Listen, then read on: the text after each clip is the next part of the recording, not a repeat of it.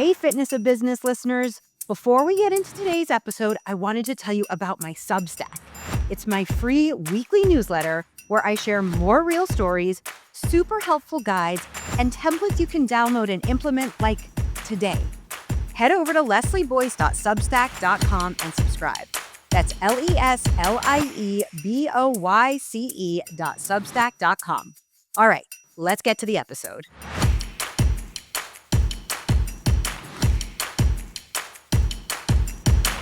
One of the first dates my now husband and I went on was to a rock climbing gym.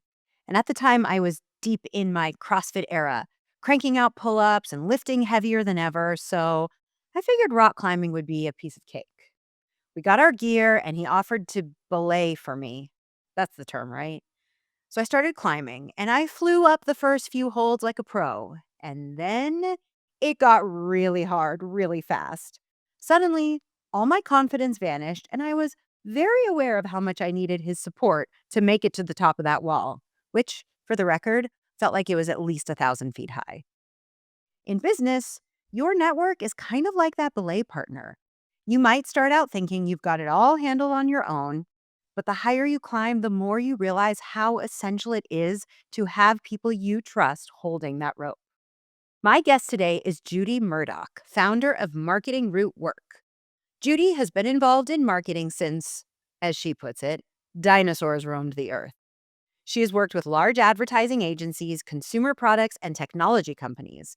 But more recently, Judy is helping small business owners connect with their ideal clients in ways that feel good and are aligned with their values, with a focus on word of mouth and referral marketing. Judy helps her clients not only with the nuts and bolts of marketing, but with what she calls their shadow gremlins, those scary stories and beliefs we hold that get between them and the businesses they aspire to create. But before we get to chatting, every episode starts with a listener question in a segment called, Hey Coach. So, what would you ask if you had a business coach in your back pocket? Submit your question to Leslie@thefitnessofbusiness.com. Hey, coach, I get great feedback from my private yoga clients, but I can't seem to get them to leave reviews or refer their friends, and I know how important that is. What's the secret to turning happy clients into my best promoters? Well, Judy, welcome. Hello. Hello. Thanks for being here. Yeah, happy to be here. Well, I'm happy to have you here. And I'd love to start with how would you respond to our listener Annie's question? Okay, so when I listened to it, I felt so much empathy for where she's at because so many business owners are in a similar space that she is.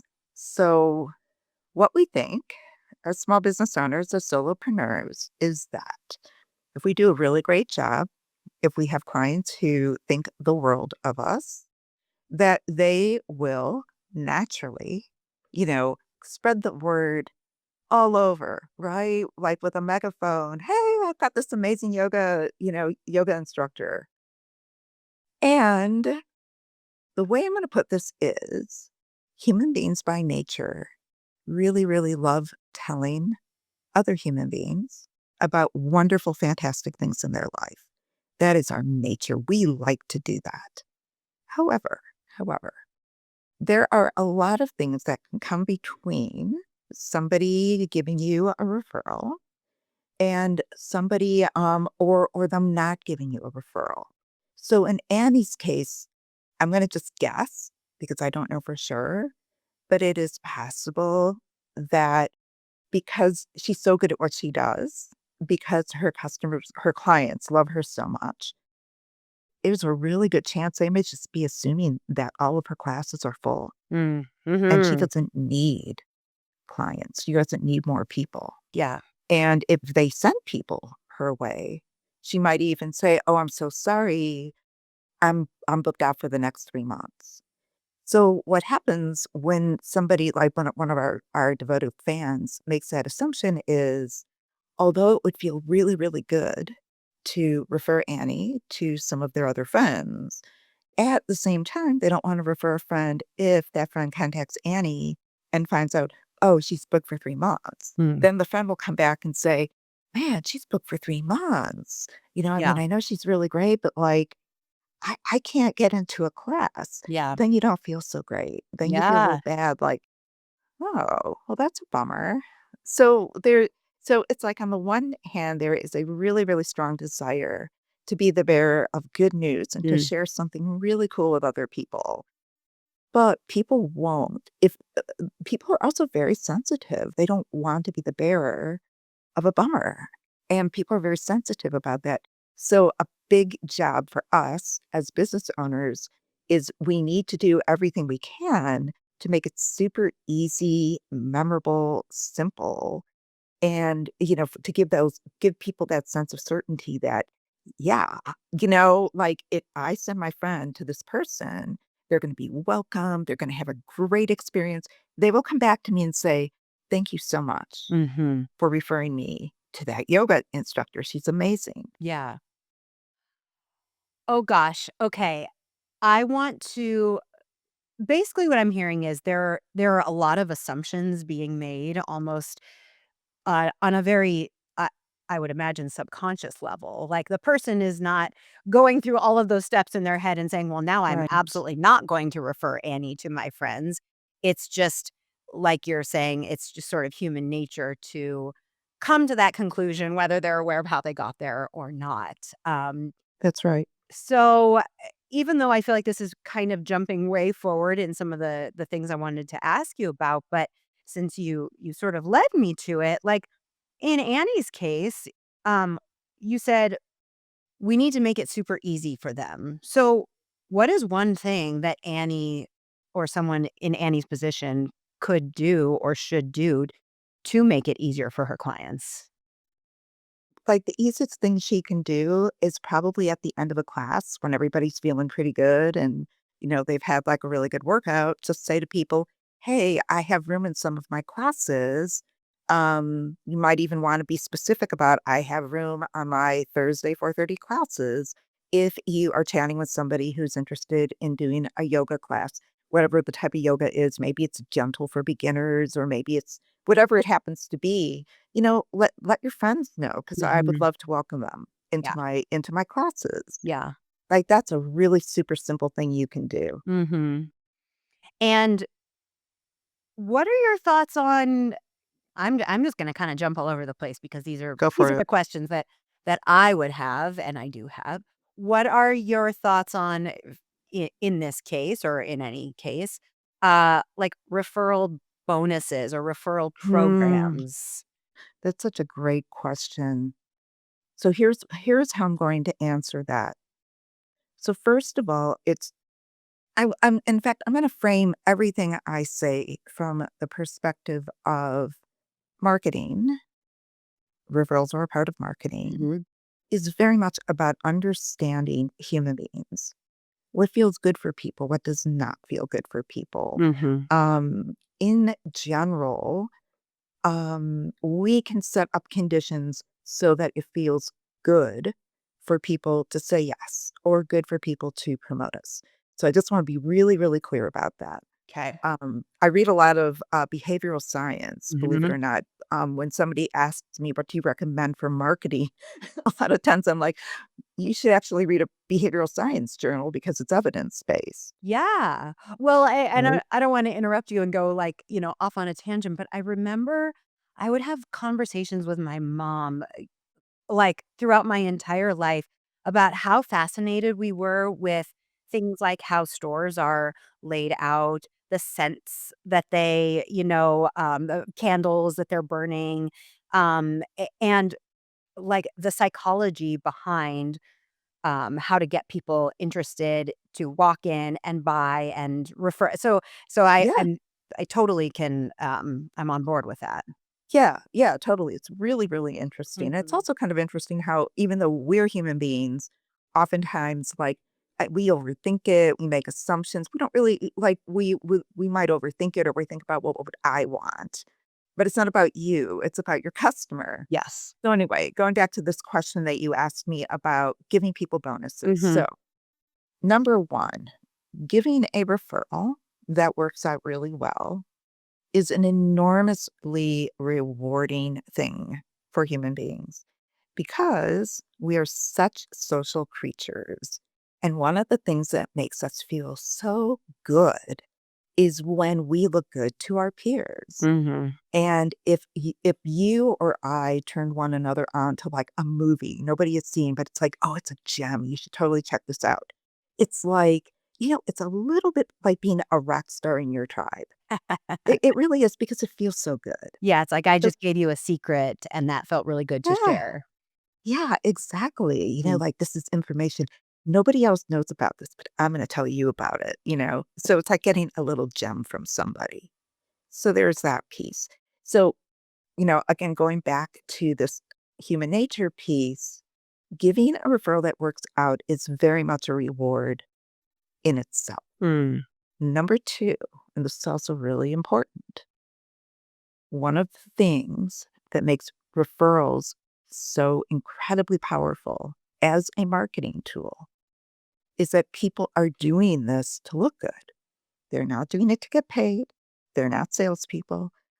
They are simply doing this because they feel good Mm-hmm. and they are trusting that you are going to have a good experience. And you may even come back and say, man, that was amazing. And they're going to feel great. Okay. So that is, and it's very powerful for human Mm-hmm. beings. If we pay people to give us referrals, they kind of turn into Mm-hmm.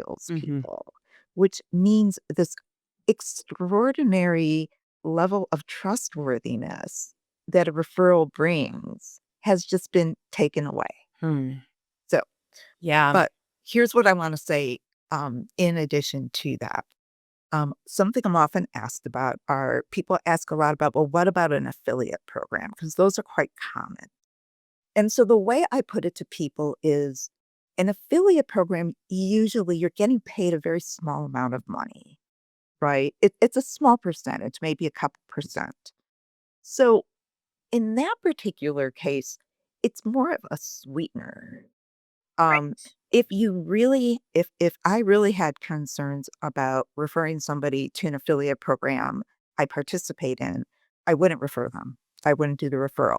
And that's cool. I'm only out like, $5 or something like that.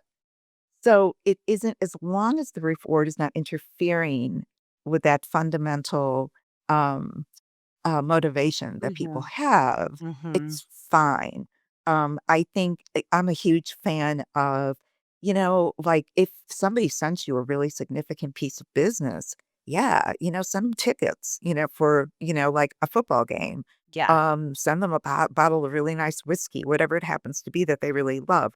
But again, these things are not taking away from that fundamental motivation of, so like somebody isn't going to be like, well, I'm going to send you a referral because I'll get like a bottle of Maker's Mark or something Right. like, Well, and then you'll you never know, know, like, what was the actual motivation and where does the authenticity sort of stop and yes, the incentive kick in? precisely. Yeah. And I'll say too that like in these days where like our entire world is very much, it's virtual.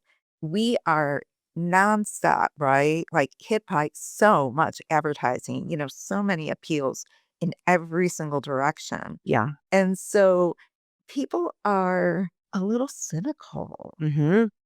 And that is something that, sometimes clients, people I talk to kind of complain about is that it's hard to get people to say yes. It's hard to convert. And a lot of that is because like people are just honestly kind of sick of being pitched to Yeah. nonstop. Yeah. Right. What's the term people are saying? Pitch Pitch black? slapped. Yes. I mean, it's like you don't even need to explain it. It explains itself. And you're right. And it's everywhere, which kind of brings me to one of the big questions I have for you is like in this world of, there's just this massive abundance of social media and more conventional marketing. What made you want to go specifically into this style of referral and word of mouth marketing?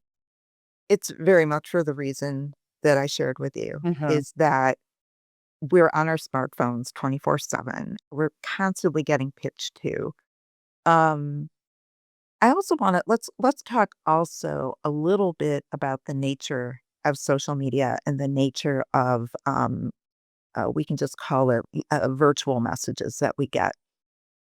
So my background is in the consumer product world. So advertising, um, laundry detergent, shampoo, styling aids, whatever that happens to be, right? These are things we go to the store, we buy them. Generally speaking, we're not paying more than $5 for a particular item. In the consumer product world, they're selling what are fundamentally commodities. And the whole idea behind branding, like I was very involved in branding. Branding is about giving people the perception that a bottle of shampoo that is almost identical to somebody else's bottle of shampoo Mhm. is special Mm. and unique and it is for you. So I mean, literally created things like brand personalities. Yeah. Who is this brand for? Well, it's for the self-assured businesswoman, or it's for the busy mom who is, running after her kids all day. I mean, literally, those were like brand identities, Yeah. but they're for commodities. Mhm. Okay. So there's some issues in there around, first of all this branding and stuff. When you're on social media and you're selling something that is super low risk, right? Like if somebody buys a bottle of shampoo and they decide, man, I hate that smell, I'm throwing it out. Mhm. You're out $4. Yeah. Okay. So you don't need much trust, right? Like you don't need to feel like, wow, I feel really good about Head and Shoulders. Yeah, right. Or I Like, feel yeah, really they're a good seen brand. by this brand. Yeah, Yeah. yeah, exactly. Right. You're like, oh yeah, no, I feel really good about that. Um, Now when it comes to yoga instructors and business coaches and consultants and people who offer alternative healing services, all of these types of things, this is a very, very different thing than about you are not a bottle of shampoo. I'm not a bottle of shampoo. Each of us is unique and special. We bring our personalities, our values. As you and I have talked about, like we are the business. We Mhm. are the product, if you will. Yeah. So first of all, we don't really need to be a brand. You don't really need, kind of that old fashioned, like, I don't know, I'm the orange brand, I'm the blue brand, whatever. Um, so there's that piece. So it's a more like, I guess what I'm going to say, first of all, it is a more complex sale. Mhm. Second thing I'm going to say is that building trust and familiarity, it is everything. It is everything. With a consumer product brand, if I see an advertisement on Facebook for a consumer product, I might click on it. And I might buy the product. Again, I'm only out $5. It's not a big deal. If I see an ad for a coach, let's just say it's an ad on Facebook, I am a lot more skeptical. I am not a lot of the time, I will not click because I don't want to be pitch slapped. I want the coach to be like, "Hey, you're on my mailing list and, you're going to get inundated with emails from me to promote my really super cool new product." Yeah. But the bottom line is it's about trust. Mhm. And trust is not an easy thing to build in the virtual world. Why is that? Well, for one thing, we are human beings. We are in-person creatures. Mm. I mean, like, it feels like the internet's been here forever. It has not been. The internet hasn't even been here for 50 years. So we are in-person creatures. We place enormous importance on nonverbal communication, the expression on your face, the sound of your voice. Mhm. There are so many things that human beings are so sensitive to. Yeah. All of those things give us a sense of knowing the person, feeling safe. Yep. Safety is huge. I don't I think we tend to, like we think ourselves, well, of course, I'm a nice person. I'm safe. I'm a good coach. I'll do a good job. It's just that the other person doesn't know. They Right. don't know you yet. Right. So that's the issue. That's Mhm. the issue with social media. Now, can you advertise on social media as a coach, as somebody who does a really personal service? Mhm. Can you do that and attract clients? I would never say no. Mhm. I'm sure there are success stories of coaches who have attracted, clients that way. It's just that it takes time. And the other thing to understand about it is that, um, yeah, it just takes time. It's not an ideal medium Hmm. for creating the level of trust needed. Yeah. So somebody is going to say yes. So somebody says like, yeah, I'd like to work with you. Yeah. Well, then how would you sort of recommend, someone one like me or an Annie or even you blend the two? It's like I've always felt like I am on social media because it's important that I have a presence because my ideal clients, they may not find me on there, but they're sure going to look me up on there and see what I'm all about. Yeah, that's a good point. So like I think what are some of the important elements to incorporate in social media that may just sort of enhance the Yeah. No, interaction?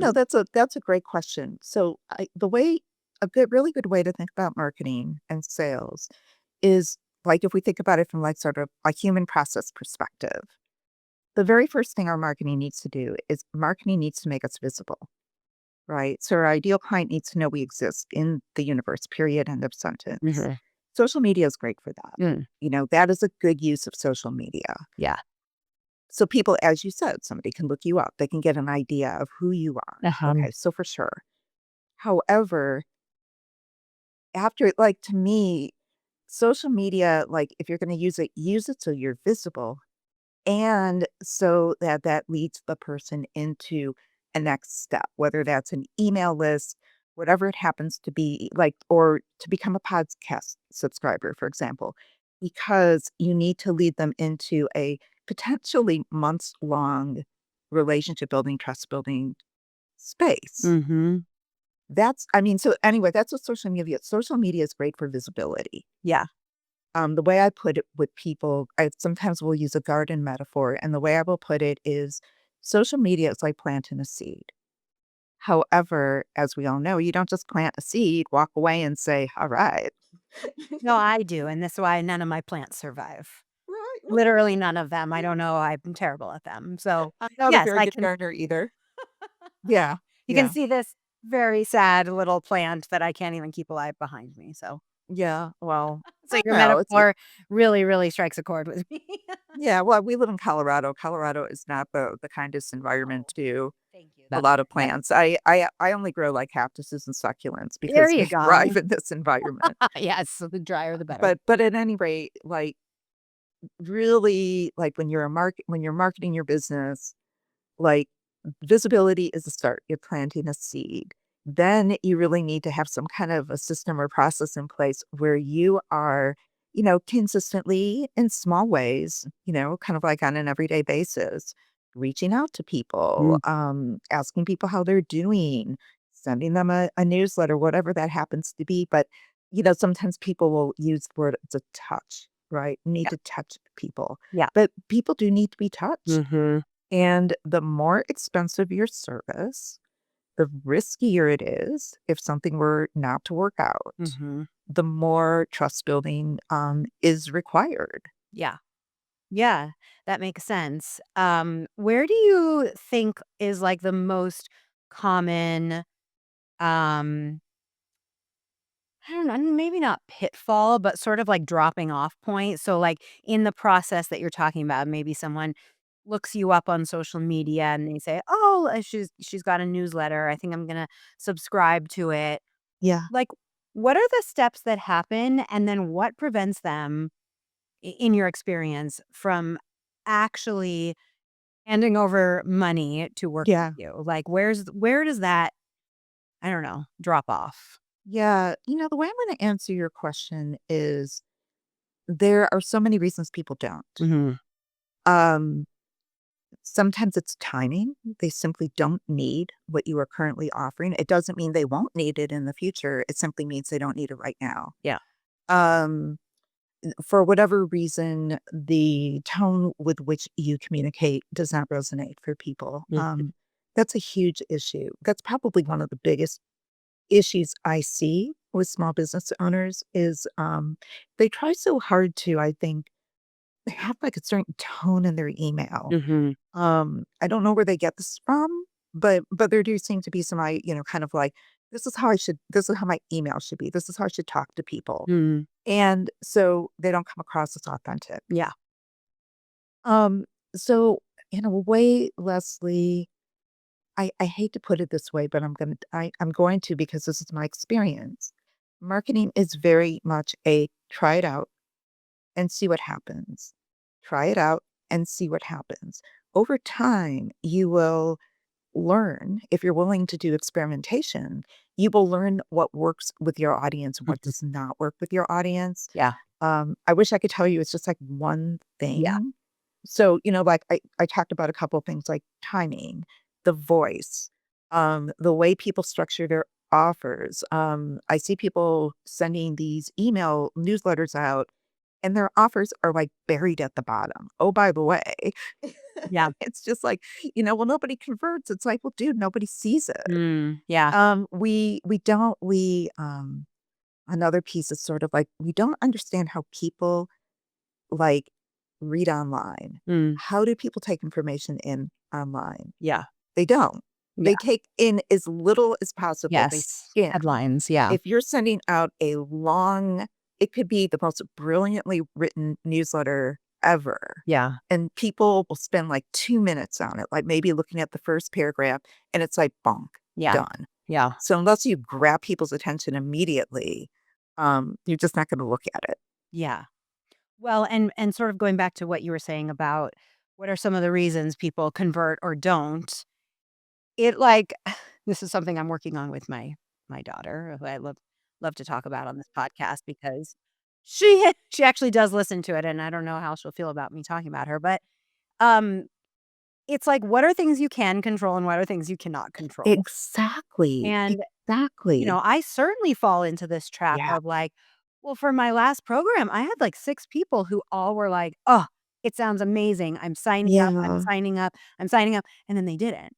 And Yeah. I'm like, "Oh, what did I do? What could I have Yeah. controlled?" And it's like, well, one of them, said, "Oh, I'm going through this really tough thing in my marriage." One of like, who Yeah, knows, right? exactly. Like talk about That's making correct. assumptions. It's very Exactly. dangerous. And so I Yeah. appreciate that it's like, well, there isn't one straight answer. It's just try, try, try. But if you don't have that perseverance, you know, I think that's like one of those really sort of major, I don't know if I would call it a myth for us as small business owners, but I do think we're exposed to an awful lot of stories where like people just like hit it immediately and it's amazing and wonderful.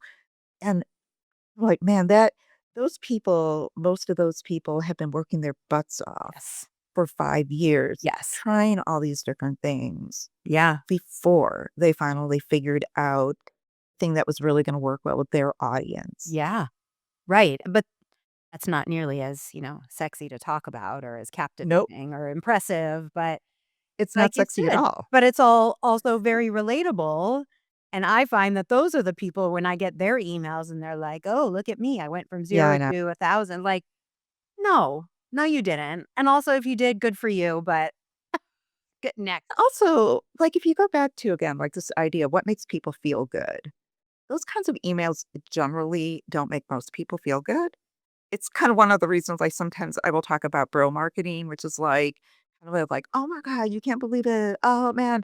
I get some of those and I always unsubscribe because they just like it and it's always sort of like, "I'm doing really, really well, and if you just sign up for my, $10,000 program, you too, you'll be killing it. You'll be crushing it." And, it's like, "No, No, uh-uh." I know. I know, and right. Okay, I will not go down that Yeah, no, rabbit it's hole because okay, I it's could, okay. but I think Yeah, we are very much aligned on that. yeah, Uh, for sure. I would love to know if you can share a story about someone that you've worked with where you have seen referral or word of mouth marketing, transform something about their business. I wanna be a little careful here. I'm gonna give a couple examples. One is not mine, okay? So one is not my business. Um, this is a story that was told I attended a like a day-long workshop, and we talked about referral marketing. The guy who gave it um, had a very interesting background in that he has I don't wanna get too much into this because this is kind of a different kind of situation, I guess, but he was actually a forensic accountant, and he discovered that if you can kinda hit on certain aspects of your message and the way you relate to your consumer, you can really, really kind of blow up your referrals and do really, really well with them. So what he did in this particular story, this was a client he worked with. He was working with a primary care doctor.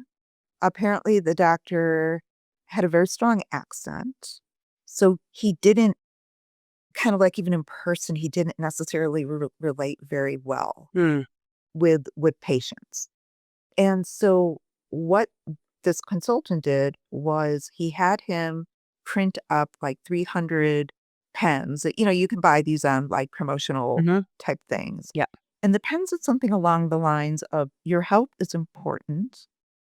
Please give this pen to somebody you know, and they can call this number and make an appointment with this physician." Hmm. And apparently, it just like it blew up his practice Huh. because there was something very viral Yeah. about handing a pen to somebody. You're giving them a pen, they're going to call. And the other thing was, I believe they got a significant like percent off Ah. for their primary visit. Hmm. It worked really, really well. So it had there sometimes, you can create things where there's like a viral quality Yeah. to them. Hmm. In terms of my own clients, I mean, I think a big piece of usually what has happened, I had a client a while ago, and their business was to create websites for, generally speaking, fast food restaurants. And I think in this particular case, it was as simple as them simply, again, like asking people to send them referrals. Mhm. And their business, I don't know if it didn't blow up, Yeah. but they definitely saw an increase because there were a lot of things about the business that were inherently very likable, Mhm. including the owners. They were a Mm. couple, just two really cool people. Yeah. So again, this was very simply asking, just Mhm. asking for referrals. That's all they have to do. Well, and I don't think that, blowing up, although I guess that can be interpreted in any way, but like that's not necessarily the goal. I think especially for a lot of, small businesses and solopreneurs, it's like Yeah. I were to all of a sudden blow up, like could I actually meet that demand? Probably not. So I think Yeah. sometimes having that reminder that I'm doing this not with the goal of getting 100 new yoga clients, but 5 in the next week would be great, and so, Hmm. yeah, I think it's just important to keep in mind. Yeah. Yeah, for sure.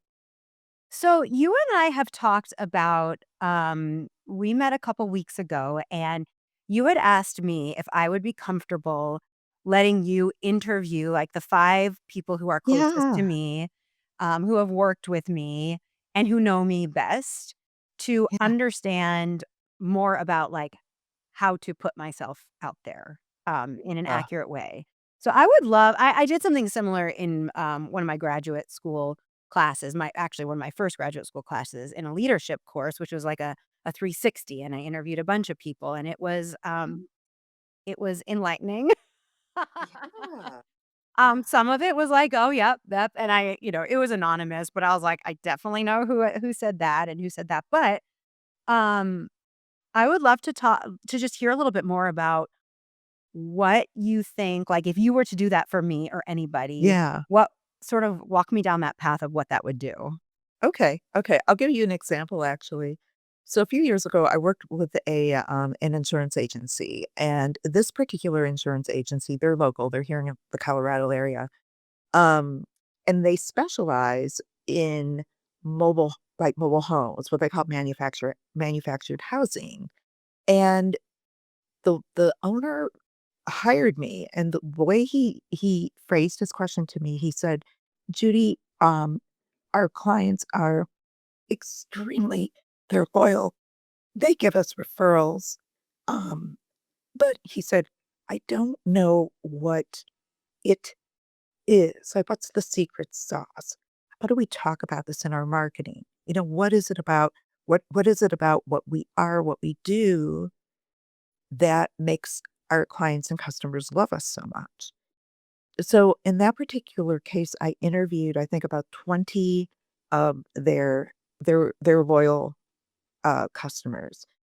And I asked, you know, I don't know if I want to talk about the exact questions, that might be a little bit dry, but the one thing that kept coming up that people kept saying to me over and over again was, um, the owner of the company and his staff were really dedicated to making things work for that manufactured housing owner. It was often somebody who had an RV or somebody who lived in a trailer or it could even be a trailer park. And they said, from where we stand, it can be really, really difficult to get funding, to get financing, to get insurance with other financial companies. They tend to look down on us and they tend to look at us as like, oh, you guys, you've got the house that's going to blow away in the next big storm. Mm. And they were disrespectful. They Yeah. felt very disrespected Yeah. and yeah, they really didn't like it. And so the fact that this owner and his staff would, like, really go to great lengths to try to get a policy for them, to make it work for them. That meant everything to them. Another thing somebody said to me, which was, I think, incredibly important, was the guy's name was Mark. They said, "Mark is one of us. Mm. Mark is one of us." And that is huge. Yeah. That is huge because basically what they're saying is like he's my guy Yeah. and Right. I'm his guy. Mm-hmm. And that is so incredibly important. Mm-hmm. So I took those 2 pieces away and I said, basically, like, you guys care. You're genuine. Your clients trust you. They Mm-hmm. absolutely trust you. It was an incredibly powerful, um, thing that I learned. And, the thing that was sort of ironic was after telling them this, the owner, for whatever reason, decided that somehow, I don't know, maybe it was a little, like, too lofty or too woo or something like that, but they ended up not using it in their marketing, and I was really bummed because I just thought like, "Man, you guys got gold here." Yeah. Well, huh. How would you advise that they should use it if One of the things that we had talked about, like, we were talking about things like slogans and taglines, and I think we had talked about something like, like, "We care about your American dream." Mm. So something like that Yeah. to, like, just make it really clear that, like, we care about you. Mhm. So, I mean, yeah, that can be a little bit, challenging because caring is something that it sounds really good, but it's very nuanced, and how do you put it together in that way? I thought that tagline, you know, "We care about your American dream," or "Nobody cares more about your American dream Yeah. other than you than us," or something Yeah. along those lines. I actually saw it show up in Hmm. some insurance, company advertising not that long ago. Oh, interesting. So I guess like if people listening are ready to start, asking a little bit more, I guess, bluntly for referrals, but they're really uncomfortable with the idea of self-promotion, even though, I yes, we know. we are like, we are. I And I don't know. know why it's so easy to promote other people and sing their I know, praises and hear right? all the things they can do, but, like, So that's probably an entire episode just on the psychology of why is it so hard for me to sell my I own know. services. Okay, but where are a couple places people can start? Probably where I would start is this. I would look probably just like begin by just looking at my clients. Just look at my clients and look at the people who really love and adore me. Hmm. And it could be as simple as just saying, I have a couple extra spots in my practice. Mhm. If you meet somebody that you think would be a really great client for me, please let them know about me. Um, if possible, it's good for people to have a business card that they can hand somebody. I have even been thinking about creating something that I call kind of like a referral, like cheat book or something, which would be like still like a little business card, but it has some information there so that people kind of know what to say about you. That actually totally jogs my memory of an event that I wanted to do. I have it on my, like, buried on my, Yeah. to-do list that I'm calling, like, the remember me, think of me Yeah. when, and so I love that Yeah. idea. So thank you for Yeah. That would giving me be, another thing to do. yeah, no, I think that would be a really good start point. Another example is I did a class, um, not that long ago. And one of the things that I did was I had a few people who I think of as being sort of my go-to collaborative people, kind of like my spotters, if you will. Mhm. And I did send them, and first I checked in with them. Is it okay if I send you an email? I would really love your help. And then I did send them an email, and it actually had the language they could use Yeah. to send to their list. I mean, there is so much possibility because all of us, right? We all have our networks, Mhm. but our networks are kind of clumpy. Mhm. That's kind of how human networks are. And there's always like enormous possibility in just hooking somebody up to your list. Yeah. Again, saying this from a space of being very respectful, really, really, like understanding that there are boundaries, all of those things. Again, it's all about safety, it's all about trust. Yeah. But assuming that you clear all those things up with a collaborator, I mean, man, there's so much potential. Yeah. Well, and I think, to go back to your point about give them the words, make it super duper easy, Yes. um, because we are all bombarded with just so much information all the time that, again, likely they're not telling people about you because they don't believe in what you do. It's that they forgot or they went to craft an email and it was like, I don't know I don't know what I want to say in this. I'll come back to it, and they don't. Right. Um, Yeah. yeah, what can you do to Yeah. make things really, really easy for people? I think that's great. Yeah. Like Leslie, like both of us are business coaches, and um it's like it's really tricky. Like how like the other day I asked you like who's like an ideal client for you, Mhm. and you said told me about a client you'd worked with who was very open Yeah. to your ideas. It was somebody who was like they were in that space of like I want to go to the next level, Yeah. but I'm stuck. I don't know what I should do. Mhm. But for me, that was like a really good description of somebody like, oh, if I talk to somebody and they're telling me about kind of like how they're in a place in their business where, there's something more they want to do, but they're very stuck. Like I'd be like, you should talk to Mm. Leslie. She's great helping people with that. Yeah. Yeah. No, I think that's great. And, we did, for people listening, go back to episode 2 about social media.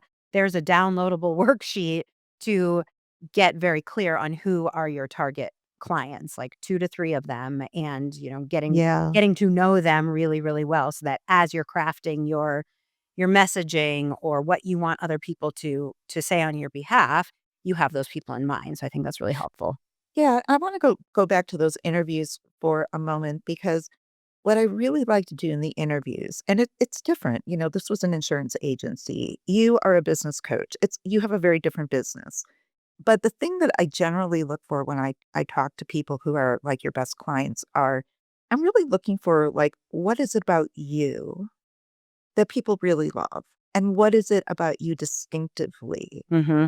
that people really love? So I'm looking for two pieces. One thing is, what is it about you that, like makes you special to your clients? But I'm also really interested in what is distinctive about you as compared to other business coaches, because that's important as well. Yeah. Well, and they might kind of sound similar to someone who's not really Yeah. understanding the nuance of the difference between those two things, but, um, Yeah. yeah, that's So really that's one of the insightful. reasons I have so much I place a lot of value on what clients say Yeah, because they will use their language, they will use their words. Their words are more important than my words. yeah, yeah, and just going back to the interview thing, it's that objectivity piece, like, I could think what Exactly. I do is awesome, and I could Right. also, like, find people who validate that that thing is awesome, and maybe that's confirmation bias. I don't know, but it's impossible to be objective, and so, you It know is. yeah. It's really, really hard. So, you have a newsletter. I What do. what sorts of things can people learn through your newsletter? I have a weekly newsletter. It's called the Marketing Rootwork Newsletter. I generally go between two kind of areas that I share with people. I really make an effort to, as often as possible, give people something actionable Mhm. and something that's evidence based. So it's often kind of along the lines of do this, not that. Yeah. Like here's what works. Yep. Sometimes in my newsletter, I will share things that I myself am struggling with Mhm.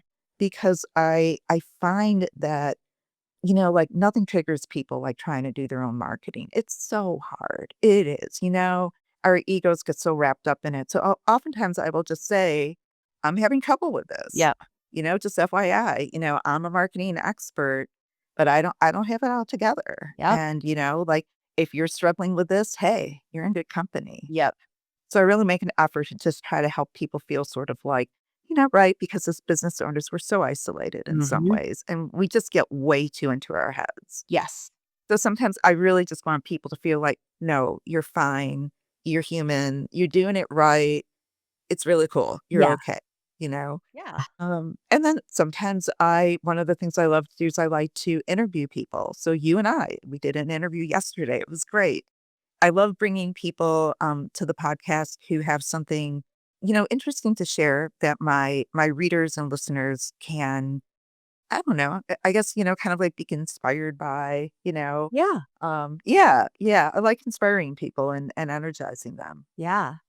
No, it's great. I mean, we connected over a year ago, and I just feel like every conversation we have, we learn more about each other, but Yeah. that is, we've talked about that we are natural connectors. And so Yes. that Yes. comes very intrinsically and naturally. But, um, then it's like, okay, but what can I do with that? Because not everybody is a natural connector. So how Yeah. can I, use that to my advantage? It's a superpower. Hmm. It is. It's remember what I said about, just connecting people like their different lists and networks. Yep. Like we're bridge builders. Yeah, exactly. Yeah. Well, Judy, thank you so much for joining me today. As I said, I always enjoy our conversation, so I'm glad that now other people get to as well. And if you're listening and you want to check out Judy's newsletter, it's judymurdoch.substack.com, and I will link that in the show's notes. Thank you, Leslie. Yeah. Thank you so much. Always love talking to you, and this was such a great conversation. Yeah, well, we're not done yet because I do have a final question. I know. Okay. I All like to right. bring it on people. So we Okay. start every episode with our "Hey Coach" question, Okay. and we end each episode by asking, on the podcast, we talk about how running a business is basically a workout. So what is one business strength or habit that you wish you had developed earlier in your career? Oh, that's a really, really great question. It was, I think, like you and I talked a little bit about how being mommies actually Mm, make us better business owners. yeah. Um, So the reason I call my company Root Work Marketing, or Marketing Root Work rather than, super cool marketing or something like that, is because one of the things that I have learned, just through hard experience, is that ultimately you can have the best tagline, you can have really great copy, you can have a really cool logo, you can have like kind of all the stuff. But you ultimately need to be the person. You are the number one person who has to absolutely believe in what you do.